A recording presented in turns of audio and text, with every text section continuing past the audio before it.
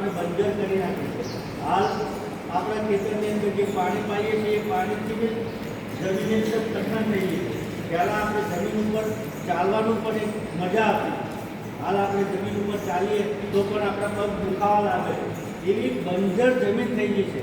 માટે હવે સરકારે ખુદ કીધું કે હવે આપણે આના ઉપર ઓર્ગેનિક તરફ વળવું પડશે.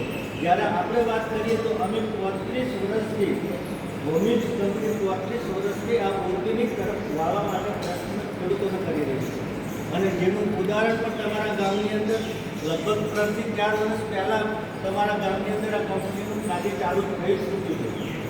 મને ખ્યાલ હાલ જ કોઈ કાકાએ કીધું મને સાહેબ જ આવે કે 3 વર્ષ 2 વર્ષથી કે હું સાહેબ આ વસ્તુને વાપરું છું, જેનું શાનદાર રિઝલ્ટ છે. આ અમારું એક ભૂમિક ખાતર છે જે ખેતરની અંદર નાખવાથી આપણી જમીનને હાલ જે કઠણ બંજર જમીન છે એને પહેલાં સૌપ્રથમ પોચી કરવાનું કામ કરશે. એ જમીનને પોચી કરી અને એના અંદર જે પાક થાય છે એ મૂળિયા સુધી પહોંચાડશે. અને મૂળિયા સુધી પહોંચાડી એ પાકને તો સમૃદ્ધ કરશે કે તમારે કોઈ ડીએપી કે યુરિયા નાખવાની જરૂર નહીં પડે.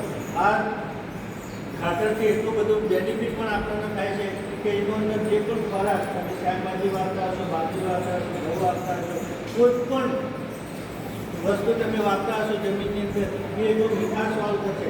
આપણે ઓર્ગેનિકની વાત કરીએ કે ઓર્ગેનિક ઘણી જગ્યાએ મોલ ઉપર બનેલા હોય છે. હાલ આપણા ગામની અંદર આપણે શાકભાજી લેવા જઈએ કદાચ રીંગણ કે બટાકા તો એને રીંગણ મળતા હશે તો 20-25 રૂપિયા 250 મળતા છે. જ્યારે ઓર્ગેનિક વસ્તુ તમે લેવા જશો તો એ જ રીંગણ 250માં અહીંયા 25 રૂપિયામાં 250 મળતા હશે તો ઓર્ગેનિક તમને 100 રૂપિયાની અંદર મળતું હશે 250. એટલો બધો તફાવત છે. કારણ કે અત્યારે લોકો ઓર્ગેનિક